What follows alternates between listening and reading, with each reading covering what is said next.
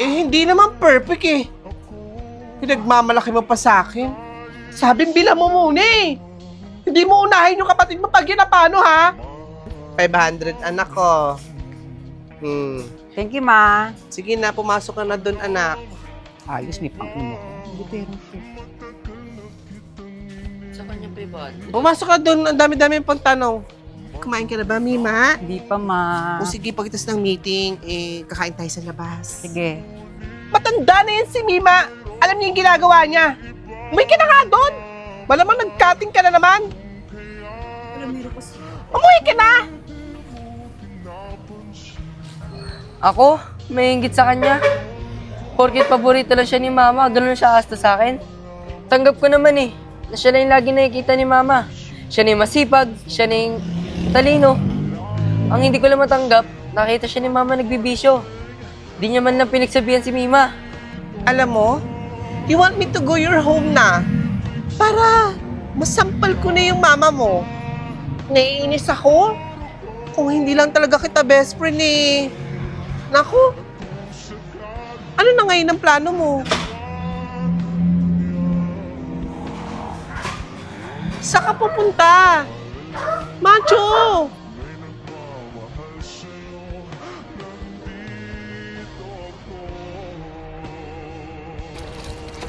Teka, Mima. Di ba ngayon na-announcement sa school ninyo? Nasa top ka ba?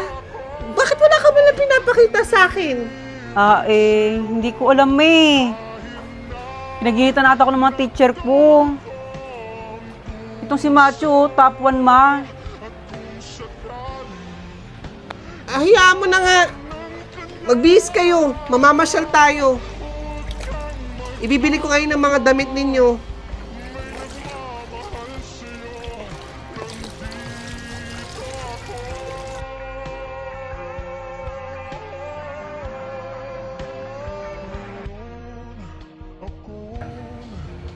Ma, dyan ba tayo, ma?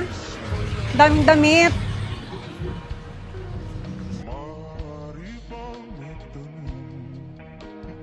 Sakto.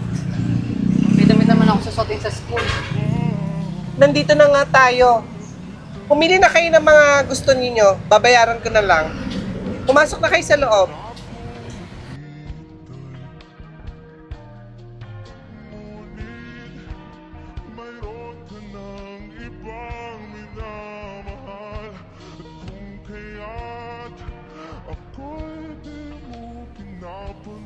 Ganda naman ito. Pabibili ko to kay mama. 1,000 na naman pala eh. Ay, sambay ko na to. Para dalawang pang-forma ko sa school.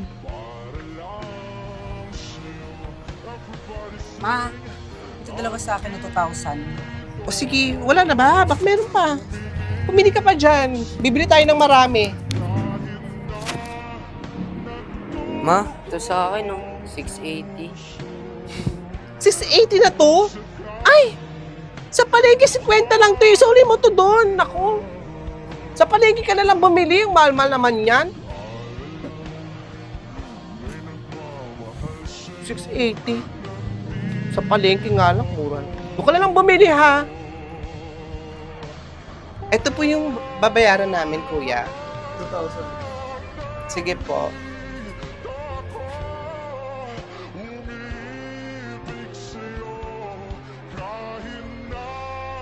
Macho, gusto mo ba niyan? Gusto mo ba ipabili ko kay mama yung para sa'yo? Bakit Mima? Nakakonsensya ka ba? Okay lang ako. Tataka nga ako bakit ako sumama dito eh. Ano? Para pagbitbitin niyo ng mga bili sa'yo ni Mama? Macho, ayoko mag-away tayo. Alam ko nasaktan ka sa mga sinabi ko nakaraan.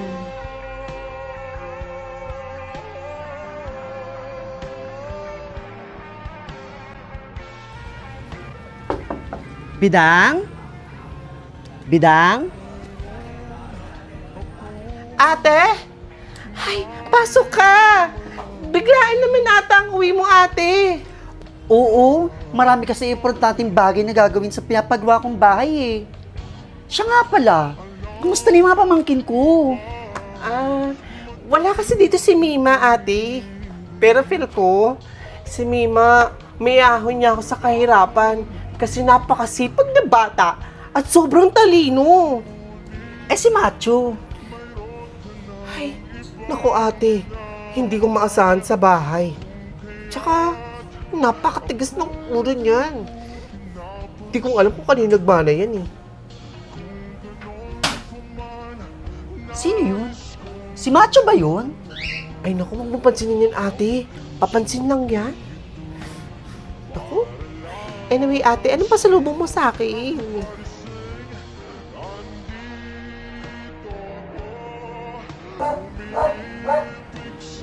Macho? Macho? Anong ginagawa mo? Ginagaya mo ang kapatid mong si Mima? Hindi ikaw yan. Huwag mong baguhin ang sarili mo para lang magustuhan ka ng nanay mo. Kung ito lang ang paraan para mapansin ako ni Mama, gagawin ko. Macho, anong nangyayari sa kanya? May kisindi nga ate.